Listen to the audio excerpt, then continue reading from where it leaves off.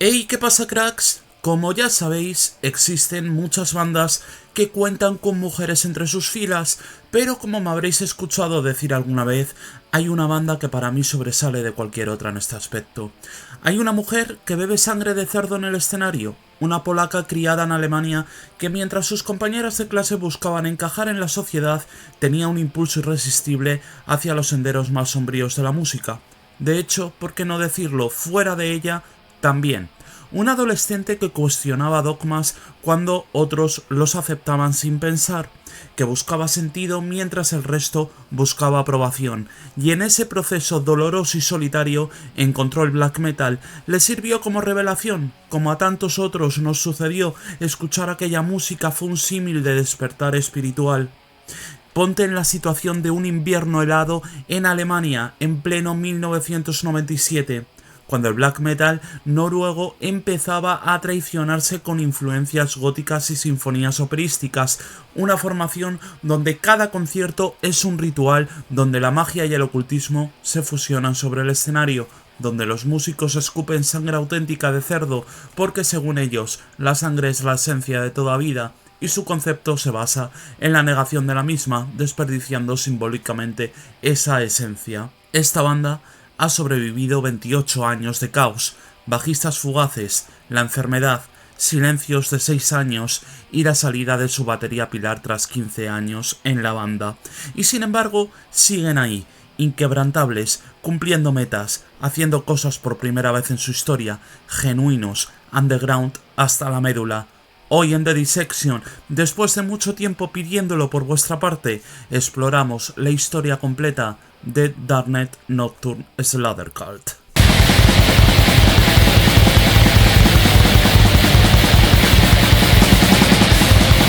Hay que comenzar de manera certera. No se puede entender a Darknet Nocturne Slaughter Cult sin Onielar. Yvonne Wilczynska nació en Gravenbroich, en Alemania, pero con raíces que son evidentemente polacas y que marcarían gran parte de su obra. Desde que era muy joven sintió el llamado de lo extremo, tal y como hemos comentado anteriormente. En su adolescencia formó su primera banda junto a otros compañeros, dando sus primeros pasos en el mundo del black metal. La cosa es que Yvonne no era como los demás. Mientras muchos buscaban encajar, ella sentía que algo dentro de sí misma la impulsaba a caminar por otros senderos, más sombríos, más verdaderos. Su espíritu rebelde no aceptaba respuestas fáciles ni caminos impuestos por la opinión ajena. A los 17 años, el black metal se convirtió en algo más que música para ella. Fue un despertar espiritual. Desde entonces, ese fuego jamás se apagó. Gran parte de su vida la pasó en Alemania, país clave en el desarrollo de su carrera, pero su vínculo con Polonia permanecería años después con canciones como Witcher za Gorami, que en polaco significa viento más allá de las montañas, y que serían un guiño directo hacia esas raíces. La historia de Darknet Nocturne Slaughter Cult comienza en los fríos meses de invierno en 1997, concretamente en Dormagen, una ciudad industrial de Renania del Norte, en Westfalia, que conecta directamente con las ciudades de Colonia y de Düsseldorf. Por aquel entonces, Dormagen no tenía una escena musical de metal muy consolidada, siendo un lugar prácticamente desolado, industrial y silencioso, exceptuando evidentemente las máquinas que formaban parte de ese coloquio industrial. Onielar y Atrio Beast fundan la banda con una misión clara: volver al black metal tradicional de la vieja escuela. Estaban hartos de las influencias góticas que invadían el género por aquel entonces y, como tantos otros, estaban absolutamente decepcionados porque bandas escandinavas que admiraban tanto como Dimmu Borgir o más tarde Satyricon habían traicionado el sonido original. Onielar y Atrio Beast se conocieron de una manera habitual en los 90, antes de que internet llegase a nuestras vidas. Belnias, de quien ahora por supuesto hablaremos, puso un anuncio en una tienda de instrumentos local buscando músicos para ir hacia una dirección más extrema. Literalmente ese era el mensaje. Cuando Onielar lo vio, no rechazó la oportunidad y tanto ella como Belnias se unieron con Atrio Beast. De ahí el primer ensayo fue un paso pequeño. 6 meses después de la formación, Belnias se unía oficialmente como segundo guitarra de la banda. La historia con el nombre de la misma es bastante peculiar, pero no proviene de ninguna canción ni de ningún autor literario. Es un concepto propio, una trinidad, Darknet, Nocturne, Slaughtercult, fusionados para crear algo absolutamente único, es decir, oscuridad, noche y sacrificio ritual. Según relató Belnias en entrevistas oficiales, el nombre de la banda no debe expresarse en pocas palabras y no debe entenderse como un punto único de origen, sino como lo que os he dicho, como una trinidad en sí misma. Añadió que la sabiduría nunca se sirve en bandeja de plata, que tal y como propagaron desde sus inicios, hay que encontrar la verdadera verdad del individuo, creando una definición que funcione mejor para cada cual. Evidentemente, las influencias musicales eran directas: Gorgoroth, Enslaved, Satyricon, Immortal, Darkthrone y tantas otras bandas, la segunda ola noruega en estado puro, pero la mayor inspiración no era musical, era el ocultismo. Darknet Nocturne Slaughtercult no practica satanismo por el show ni falsa misantropía por el mismo también. Son genuinos en sus creencias satánicas, nihilísticas y misantrópicas, y eso los diferencia del 90% del black metal en general. Dicho esto, ya podemos ir apuntalando los discos, por lo que vamos allá con el primero.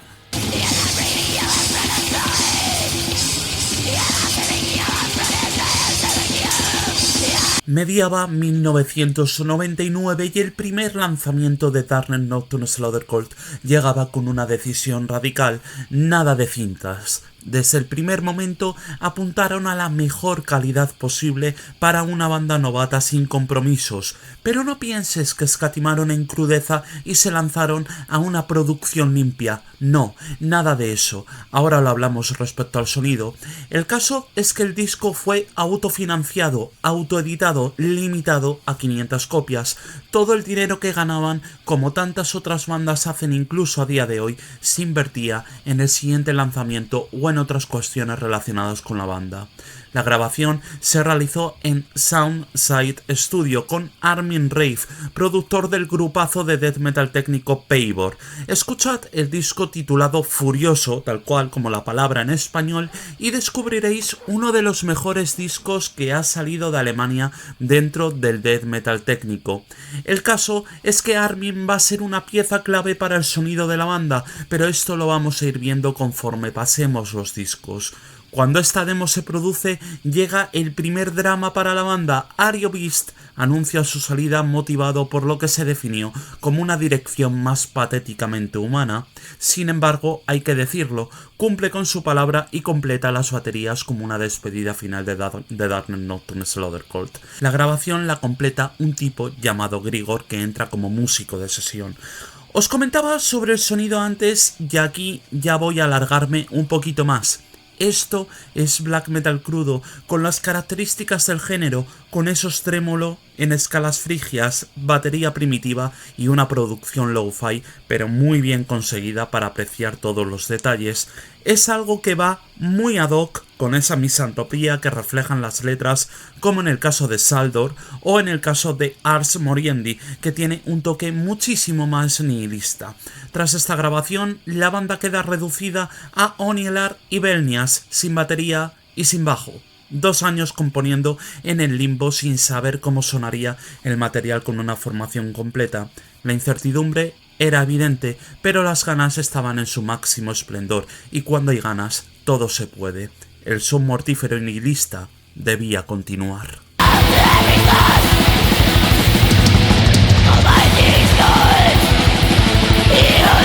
Durante casi 2 años, Onielar y Belnias trabajan codo con codo en su búsqueda por encontrar músicos que fueran dignos de un proyecto tan visceral y bien pensado. Cuando os comentaba que Armin Reif era un tipo que ha ayudado mucho a la banda, lo digo por cosas como la siguiente: les encontró una batería, pero no una batería cualquiera, les encontró a Michael Pelkowski, que adopta el nombre de Horn y acepta entrar en la banda como batería a sueldo. Sin embargo, Cuando Horn comienza a tocar Pestilential Death Rite, acaba gustándole tanto la canción, lo disfruta con tanto énfasis que decide quedarse de manera permanente en la banda, de músico de sesión a sueldo a ser un pilar fundamental en la historia de Darkness Nocturne Slaughter Cult. Es en esta época cuando aparece Follow the Calls for Battle en agosto de 2021. El primer LP de la banda tiene un salto cualitativo enorme y ofrece una rapidez más apabullante, más bestia, más certera. El empiece con Thanatos ofrece la muestra perfecta a estas palabras que os comento. Es una maravilla de trabajo con una dedicación absoluta a temas como las plagas apocalípticas en Pestilential Death Rite o la mitología propia que posee un tema como Towards Berthenelon, con esos reinos oscuros y campos de batalla ancestrales. Por cierto, hace una infinidad de tiempo hice un vídeo hablando sobre la portada, que el único spoiler que os voy a hacer es que pertenece a Alberto Durero y es una auténtica maravilla. Os lo voy a dejar el vídeo al final de este reportaje.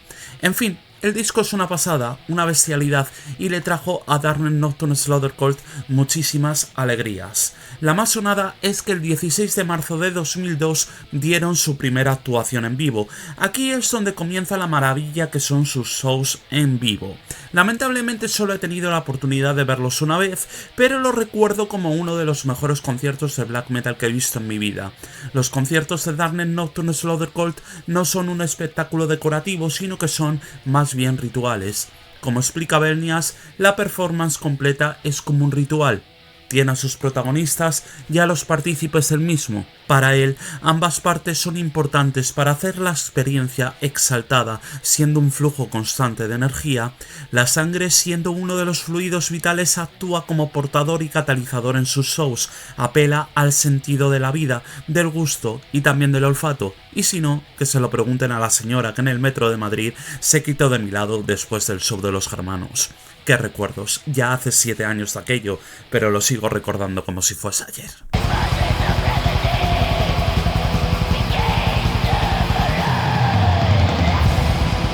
Llegamos a mi disco favorito de la banda, primer disco con una alineación estable, Onielar, Belnias, Horn y Empor Honor al bajo.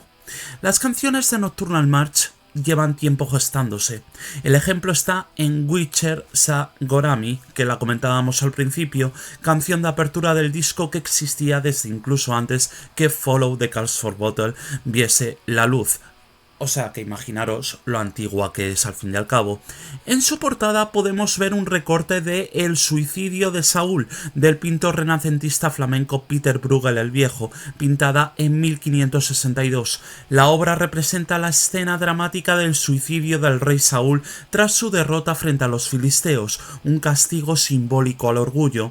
Ese tono alegórico de caída y castigo se relaciona con el disco, pero sobre todo la portada está simbolizada por su profundidad medieval, un aspecto que Darkness Nocturne Slaughter Cult siempre ha buscado para sus obras. Por cierto, Nocturnal March per se, la canción, fue inspirada por una visión que Onielar tuvo durante una de sus caminatas nocturnas hacia ruinas de castillos. Durante una de esas expediciones, Onielar tuvo esta visión que se convertía en Nocturnal March. La marcha literal que podemos escuchar al final, con esas botas golpeando el suelo ferozmente, el tambor de esa marcha militar y demás sonidos fueron grabados con sonidos reales, nada de prefabricados, nada de samples, todo esto es natural.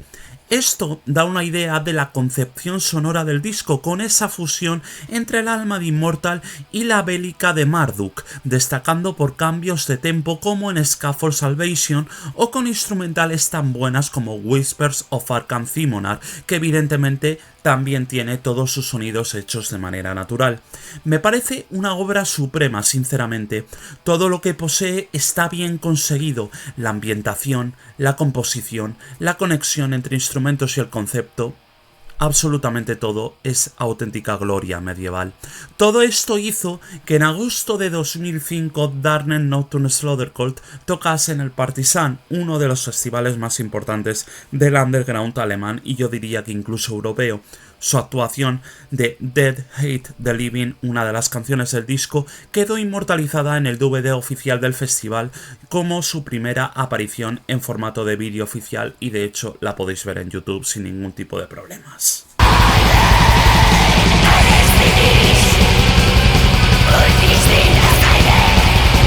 Lo nocturno se vuelve reiterativo a estas alturas de la película. La realidad diurna se desvanece y comienza el tiempo de los rituales, las visiones y la comunión con las fuerzas oscuras. La noche como tiempo sagrado del ocultismo. Según palabras de la banda, para este disco fueron literalmente devorados por el poder de un yo superior. El pensamiento ritual, las visiones y las profecías dominan perfectamente el disco. Grabado de nuevo de la mano maestra de Armin Reif, la banda se despide de For Honor y da lugar al ex Bethlehem Andreas Classen, que toma su lugar de manera muy breve dado que en 2007 volvería Grigor a las andadas, aunque tampoco por mucho tiempo. Lo de Andreas es algo bastante interesante, puesto que podemos hablar de la primera conexión real entre Bethlehem y Onielar, pero ya hablaremos de eso después. El disco es muchísimo más ritual y como añadido también es más inmersivo. Das Al-Eine sirve como opening y resulta ser una de esas obras cumbre dentro de la carrera de Darnen Nocturne Slaughtercult, con unos riffs que sencillamente son colosales, probando una vez más que son unos maestros componiendo. Como curiosidad, Onielar improvisó la parte vocal en una sola toma y Armin Reif dijo que capturaba tan bien la esencia de la canción que negar esta inducción hubiese sido un error de proporciones enormes. Lo de la portada es una cosa que también resalta mucho. Como se puede comprobar, en la portada se muestran elementos satánicos y cualquiera podría decir que es una obra propia. A esto tengo que decir que sí, pero también que no, que se trata de una modificación. Gustave Doré ilustró varios eventos relacionados con las cruzadas. Como parte de la serie Biblioteca de las Cruzadas, Doré realizó la ilustración Sacerdotes exhortando a los cruzados, una obra que captura la intensidad y la emoción de un momento histórico, mostrando a los clérigos instando a una multitud de personas a unirse a la causa de estas cruzadas. En esta ocasión, Darnen Nocturne Slaughtercult insta lo mismo, pero en una marcha por la oscuridad, por lo tenebroso, por lo oculto, por lo profundamente satánico, por lo ocultista al fin y al cabo. Por eso hacen cambios, por eso la modificación de las partes evidentes de la obra original y que por supuesto conecta también con todo lo que hemos hablado acerca de este disco.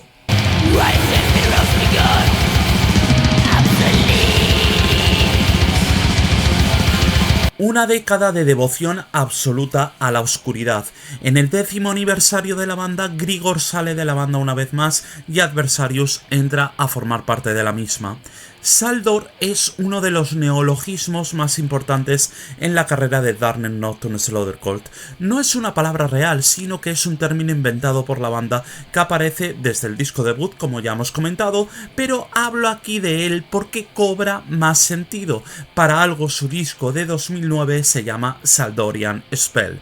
El hechizo de Saldor es el encantamiento del reino ficticio que Darnen Nocturne Slaughtercult ha construido durante una década de letras.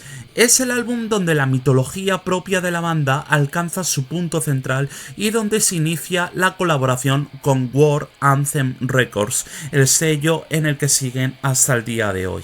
Darnen Nocturne Slaughtercult eligió el disco en dos fases, una el 31 de octubre en Samaín para unos pocos seleccionados y el 20 de noviembre para el público general.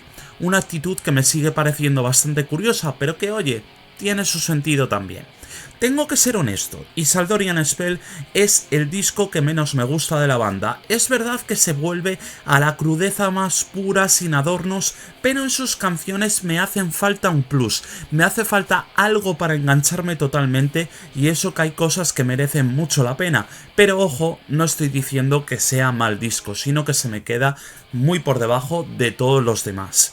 Como sé que os gustan las curiosidades, cabe destacar un aspecto de este disco, y es que Horn, pese a ser el batería, contribuyó con algunos riffs al disco. No es tampoco un guitarra de enormes cualidades, pero según Belnias introdujo ideas que finalmente formaron parte del mismo, aunque Onielar sea por supuesto la máxima exponente en este aspecto. Aún así, no deja de ser un dato cuanto menos curioso.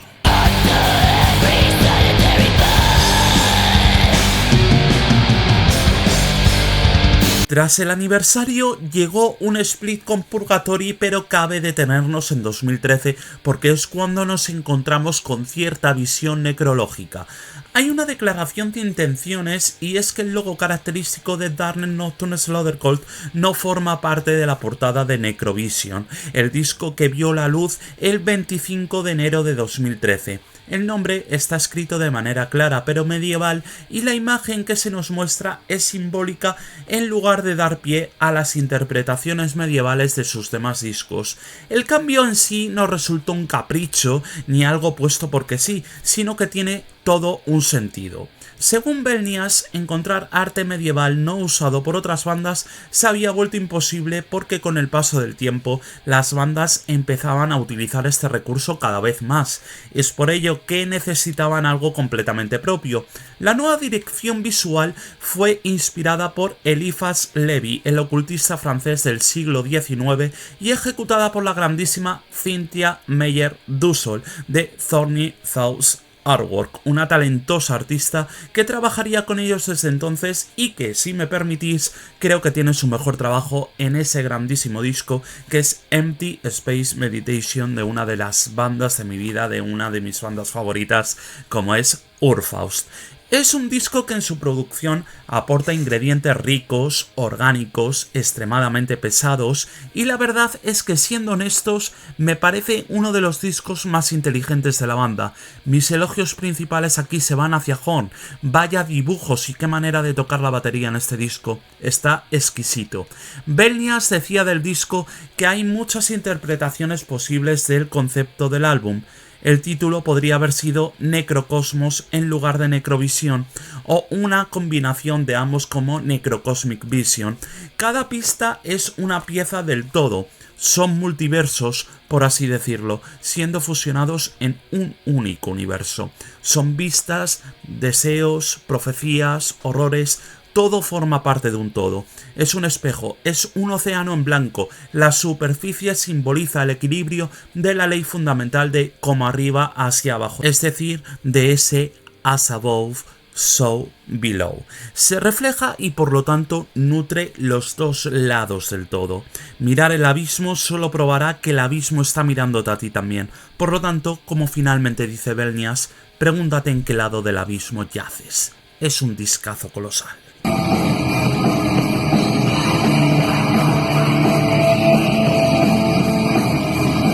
Para entender por qué Onielar se unió a Bethlehem, cabe destacar que la banda fue fundada en 1991 en Grevenbroich, y como ya os he dicho anteriormente al principio más o menos de este vídeo, Onielar nació allí. La influencia de Bethlehem es enorme, inventores del dark metal, pioneros del depressive black metal, en fin. Tenéis un vídeo de la importancia de la banda que os lo voy a dejar también al final de este reportaje que estamos disfrutando ahora mismo. Bethlehem fue una de las principales influencias de Onielar en su adolescencia, cuando ella estaba buscando escapar de lo convencional y sumergirse en el extremo. Bethlehem estaba ahí. Su crudeza, la honestidad emocional aunque doliese, esa belleza oscura sin adornos. Todo resonó en Onielar en aquella época. Cuando Bethlehem necesitaba una nueva voz en 2016 y Jürgen Bartsch buscaba a alguien capaz de crear esa atmósfera maniática, decidieron invitar a Onielar a formar parte de la banda. la adolescente que adoraba Bethlehem, se convertía en su voz, todo un sueño hecho realidad, y así se ha mantenido hasta ahora, cuando el triste fallecimiento de Jürgen lleva a que la banda concluya su periplo, no sin antes estar atentos, por supuesto, a lo que tengan que ofrecernos como último ritual sonoro, algo que ya está más que confirmado. Onielar es la razón por la que Bethlehem continúa adelante, pues tal y como dijo Jürgen, aparte de ser su mejor amiga, no concebía la banda sin estar ella a las voces. Su relación, honestamente, me parece una absoluta pasada por todo lo que significaron el uno para el otro, por todo lo que se apoyaron mutuamente en diferentes etapas de su vida. No es de extrañar el dolor tan profundo de Onielar cuando se informó del fallecimiento de Jürgen, y me imagino que incluso a día de hoy, pero bueno, pese a unirse a Bethlehem, Dark Nocturne Slaughter Cult seguían su camino, por lo que vamos a continuar con la historia, no sin antes deciros que me dio una lástima terrible la muerte de Jürgen, encima al poquito de lanzar el vídeo que hicimos de la banda. En fin, que siga sonando la música como homenaje.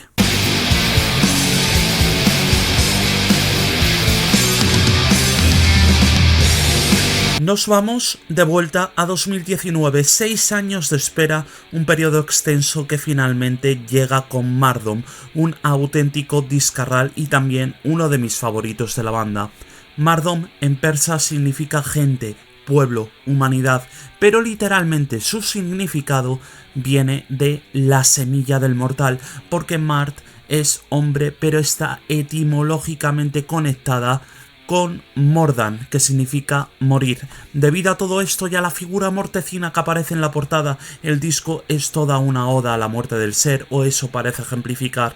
Dark Nocturne Slaughter Cult no tenían ni idea de esto, fueron totalmente ajenos y decidieron utilizar Mardom como un neologismo, como algo que evoca los problemas y peligros enteros del mundo moderno. El disco en sí va sobre cómo romper fronteras, transiciones, umbrales, por tanto el concepto de la muerte le va de vicio, tal y como hemos comentado. Además, el sonido, al ser de lo más diverso de su carrera, se vuelca perfectamente a que también sean prismas distintos del mismo problema, algo así como lo que hicieron Candlemass cuando estrenaron Nightfall. El disco, la verdad que es una maravilla, pero ahora queda la duda, ¿el problema es la humanidad o es la muerte? No es un disco del que tampoco se puedan sacar muchos argumentos o muchas palabras, pero sin embargo me parece una obra clave en su discografía y en el sonido que tiene la banda. De hecho, me deja pensativo sobre cómo será lo siguiente con lo que nos deparen los germanos en el futuro. Esperemos que al menos sea mejor que la siguiente noticia que forma parte de la historia, aunque tiene una continuación feliz. En febrero de 2021, Onielar es diagnosticada con una forma agresiva de cáncer de mama, aunque su lucha fue silenciosa hasta que a finales de noviembre de 2021 decidió revelar públicamente su batalla a través de la cuenta oficial de Bethlehem. No fue algo sencillo, porque el tratamiento requirió doble mastectomía bilateral y quimioterapia. Aunque aquello fue un palazo duro, Onielar, con su fortaleza habitual, desveló que había derrotado al cáncer y que después de aquella terapia destructiva estaba luchando para volver a su forma anterior.